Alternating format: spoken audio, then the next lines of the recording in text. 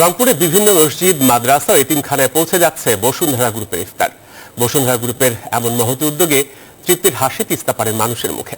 পরম মমতায় বানানো এসব খাবার পেয়ে তারা দোয়া করছেন বসুন্ধরা গ্রুপের ব্যবস্থাপনা পরিচালক সায়েম সোবহান আনভীরের জন্য। পবিত্র রমজান জুড়ে দেশের বিভিন্ন এলাকার মসজিদে দেয়া হচ্ছে বসুন্ধরা গ্রুপের ইফতার। বিস্তারিত ডেস্ক রিপোর্টে।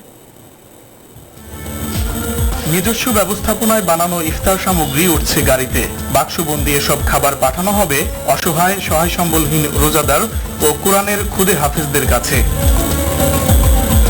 প্রতিবারের মতো এবারও পবিত্র রমজানে প্রতিদিন রোজাদারের জন্য ইফতারের আয়োজন করছে দেশের শীর্ষ শিল্পগোষ্ঠী বসুন্ধরা গ্রুপ, যার নেপথ্য কারিগর প্রতিষ্ঠানটির ব্যবস্থাপনা পরিচালক সায়েম সোবহান আনভীর।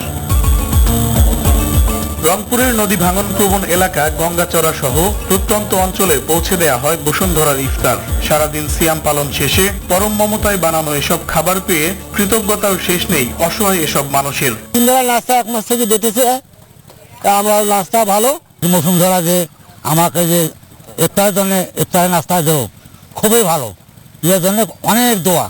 তিস্তাপাড়ের মসজিদ, মাদ্রাসা, এতিমখানা ছাড়াও দরিদ্র ও স্বল্প আয়ের মানুষদের দেয়া হয় ইফতার। বসুন্ধরা গ্রুপের এমন আন্তরিকতার জন্য মন খুলে দোয়া করেছেন মহান আল্লাহর দরবারে। আমরা এই শালাবাগবাসী, চরবাসী আমরা খেয়ে ইফতারি করিয়া আল্লাহর কাছে শুকরিয়া করব। শুধু রমজানে ইফতার নয়, বিভিন্ন সময়ে দেশের মানুষের কল্যাণে এগিয়ে আসার জন্য বসুন্ধরা গ্রুপের ব্যবস্থাপনা পরিচালক সায়েম সোবহান আনভীরের জন্য প্রাণ ভরে দোয়া করেছেন এসব মানুষ। Desk report, news 24।